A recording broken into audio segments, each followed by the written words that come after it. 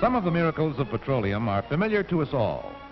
We know, for instance, that oil made possible one of the greatest inventions of history, the internal combustion engine, which gave us mastery over the air, meant mass transportation for the world, changed the face of continents, quickened the very pulse of civilization, provided man with an ease of living. We know, too, that oil is power for our factories. The machine age, which has given us a matchless standard of living, would never have been possible without oil. Practically every metallic machine in the world would grind to a stop if it were not for petroleum lubricants. Yes, these are the more generally known miracles from oil. But let's look at some less familiar changes oil has wrought in your daily life. Miracles undreamed of by Aladdin, or even by the pioneers of the petroleum industry when they first struck oil back in 1859. They were seeking not gasoline or lubricants, but kerosene. Kerosene for lamps to replace the whale oil which was growing scarce. Little did those early oilmen realize that this lamp, like Aladdin's, contained a genie. Little did they realize that the black substance was destined to advance our standards of living in 1,000 different ways. About the turn of the century, something new was added to the American scene, and the oil business became a potent factor in the nation's new economy. The horseless carriage made its appearance. Motoring was for the brave in those days. Service facilities were primitive. Roads were rough. The automobile was considered less dependable than the horse. But the motor car was here to stay. And in a surprisingly short time, it ceased to be a fad and became a necessity. Americans were on the way to owning millions of cars, driving billions of miles a year. Oil refineries grew from simple little stills into multi-million-dollar factories with acres of complex equipment. And the petroleum industry, besides meeting current requirements, developed more and better fuels and lubricants for the powerful engines that were to come. Today, vast laboratories are working hand in hand with giant refineries. This one alone employs more than 1,000 persons and represents an investment in research facilities of more than $4 million. Here, scientists delve into the unknown in a never-ending quest for facts. They are men and women graduates of the world's greatest universities, and they carry on their research and experimentation with the aid of the most modern scientific equipment available. Already they have discovered that a barrel of crude oil will yield more than 1,000 products. Products quite different from the more familiar ones used in automobiles and other mechanisms. Today it is difficult for you to look in any direction without seeing something made possible or made better with petroleum. And the scientists have done all this because their inquisitive minds are constantly at work on new formulas. At this very moment, you are looking at a film whose acetate base was made with petroleum. You can even hear oil. It's in the plastic in musical instruments. Chances are your day starts with oil. Synthetic glycerin in toothpaste, or alcohol in your shaving lotion. The seat cushions at your breakfast table may be artificial leather, made from petroleum derivatives. And because ammonia fertilizer was injected into the water that irrigated the grove, the oranges that provide your morning glass of juice are larger, more delicious. We have been able to synthesize vitamin E, which does a great deal toward producing eggs in greater quantity. For, strange as it may seem, vitamin E added to chicken feed not only increases egg production, but also improves hatchability. Yes, and possibly there's synthetic glycerin in the sausage skins. And what's this? Sugar from oil? Well, not quite. But ammonia is used in refining sugar. Then there's the pectin in your jams and jellies. There's oil in your paper, It's a vital part of ink, and there's a new kind of ink that makes reading easier because of its anti-smudge properties.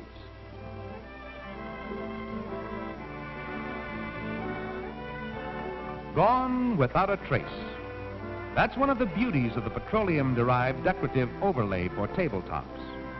The plastic ashtray comes from oil.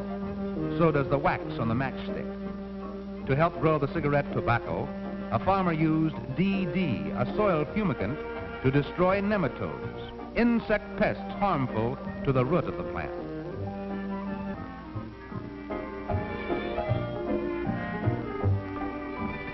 An accident, but no harm done to this tabletop.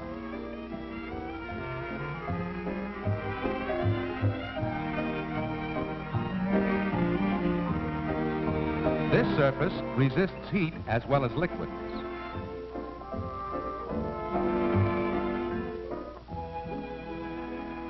But let's look beyond the breakfast table. Salads for your lunch. Potatoes for the evening meal. Here at the Agricultural Laboratory near Modesto, California, a large staff of specialists is constantly at work seeking new ways for oil derivatives to improve your eating pleasure. It's a modern laboratory, complete to the last detail, including 140 acres of land, every foot of which contributes to the research program. Here they grow an increasing variety of fruits and vegetables, study their growth, and observe their reaction to treatment. To conduct research on so large a scale, the specialists need a lot of farm equipment. Of course, in this age of mechanized agriculture, petroleum's part in powering and protecting farm implements is not exactly news. And in addition to the protection of machinery against friction, another petroleum product comes into play: rust preventive. It successfully protects tools and equipment, even in outdoor storage. There is a side to the petroleum industry's agricultural research, however, which isn't so generally known: the laboratory work, testing of sprays, tomato canker bacteria inoculation, the study of the infectious and destructive nematode on roots and in the soil, fungus inoculation in a transfer chamber. These are the men and women who make farming more scientific, more efficient, help farmers grow more and better food. And so, long before the food reaches your table, the work goes on: the study of plant growth under controlled hothouse conditions, the trying out of new chemical compounds for control of insects and of fungus and virus diseases, the running of pilot tests for new processes. To stimulate the growth of plants, to make vegetables more nourishing, fruit bigger and juicier, ammonia is shot into the irrigation water. The same product, ammonia, has proved a great boon to the dry farmer as well. The specialists take oil, which originally came from the earth, transform it into a brand new substance, and put it back into the earth again. Could the genie of the lamp do more? A field of carrots never touched by a hoe. A petroleum-derived weed killer knocked out the weeds when the carrots were only sprouts. Agricultural experts fight an endless battle against insect pests that ruin millions of dollars worth of crops a year. Oil-based sprays and oil-derived chemicals are among their most effective weapons. On many modern farms, insecticides in powder form are being replaced by oil vapors and fogs that kill bugs fast, leave no harmful spray residue. The result? Fruit of a quality that even the genie couldn't surpass. I'll bet Aladdin never dreamed of this one. The plane is spraying an orchard with an almost invisible plant hormone, N-drop, to keep the fruit from falling. Hold it on the trees until the best time to harvest. While some of the scientists are working on methods to give us better food and actually applying them, as in the case of the trees, others must carry on another type of work: the battle against the plant enemies and pests underground. In this case, to destroy root knot nematodes, which can do this to whole fields of tomatoes. But when oil-derived DD has controlled the nematodes, roots are clean and strong, able to support husky, productive plants. The story of petroleum's place in food runs from the field to your refrigerator. Anhydrous ammonia, a refrigerant, has its place here. It quick freezes food as soon as it is packed, so that it reaches you crisp and fresh. But let's follow petroleum away from food and see what else it does. The weatherometer is designed to test roof coatings, oil-based paints, asphalt, rust preventives, and other petroleum products. It duplicates the effect of blistering sun, snow, rain, and condenses into a few hours the weather-beating effects of 10 years, thereby assuring us of protective roof coatings for our homes.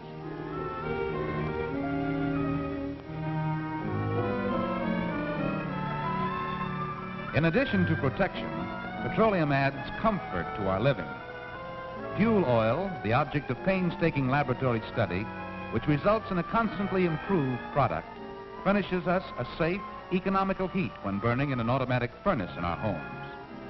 And it may surprise you to know the list of petroleum products around your living room. They're used in fabrics for the drapes, in paint on the walls, in gloss on the floors. Petroleum really gets around. It does its work in every room. It has its artistic side, too. A laboratory technician will cure by heat and pressure a chemical from petroleum.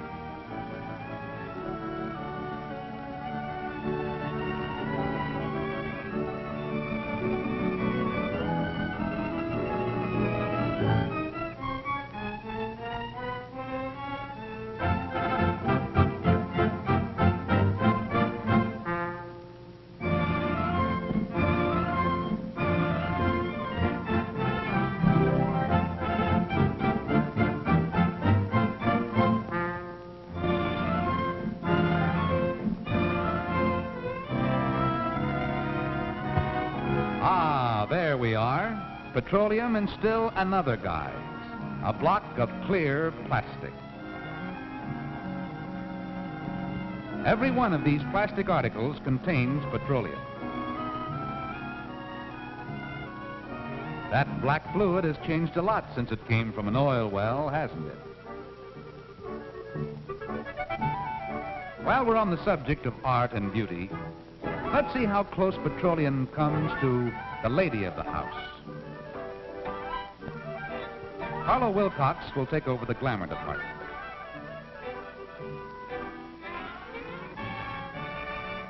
Well, whether you know it or not, every single preparation on this beautiful lady's dressing table, every single thing she is wearing, is influenced by oil. Here's a string of sparklers that have never been closer to a diamond mine than the Shell Development Laboratories. The shampoo she used on her hair, her comb, the lacquer on her nails, and her makeup, all or in part have come out of some oil well. Just for fun, let's take away all these articles dependent upon petroleum. Her hand mirror, cosmetics, perfume, and manicure set made of plastics. Her synthetic silk negligee, her silk under... Oh, science can go no further. Thanks, Harlow. You did it without a magic lamp, too. Now let's look outside the home. There's oil in every direction. Look up the street. Asphalt, which paves nearly 500,000 miles of thoroughfares in the United States. Look down. Artificial leather shoes made with the help of petroleum. And when you get into your car, you're literally surrounded by oil. Methyl ethyl ketone is used on nitrocellulose lacquer for automobile finishes and paints. There's oil inside the car, and I don't mean the crankcase. The plastic on the dashboard. The windshield is made shatterproof with transparent resin that serves as a binder. The synthetic rubber mat on the floorboard. Here's a laboratory man giving a simple demonstration of rubber being made with petroleum.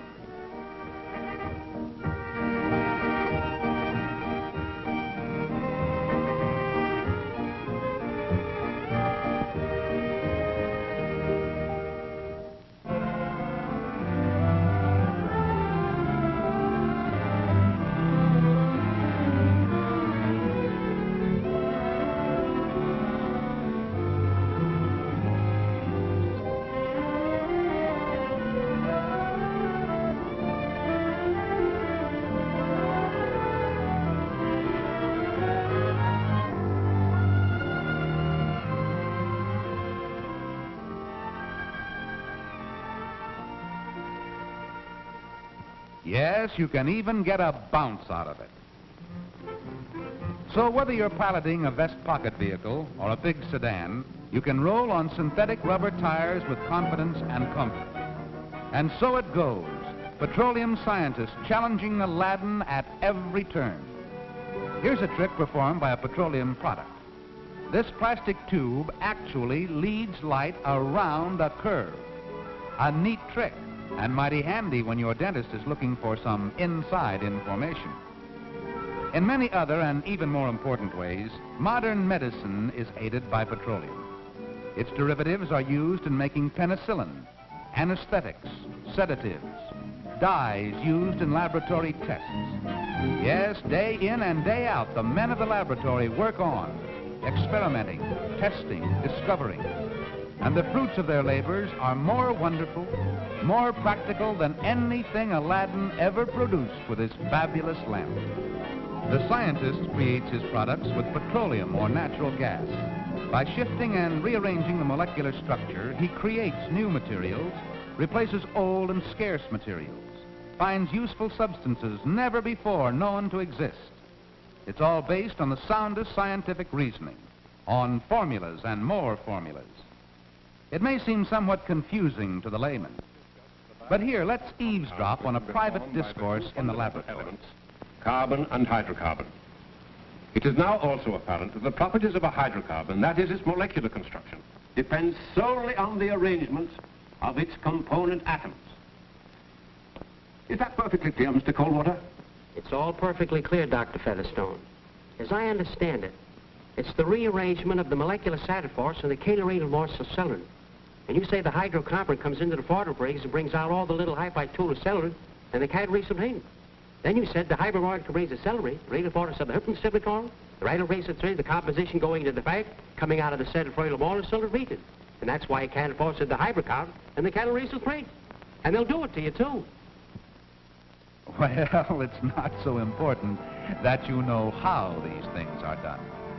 What is important to you is the story of the pioneer drillers who sought a new and more abundant source for lamp oil and found a far more valuable substance, a substance destined to be of tremendous importance as a servant in the home, a hired hand on the farm, a tireless worker in plant and factory, and as a means of providing the world with a new freedom of movement. Yes, it's important, too, that one of the principal assignments of the petroleum scientist is the constant development of new and better products to make your car and mine run smoother, more safely, and more economically. Who knows what even greater achievements lie ahead in the incredible realm of petroleum.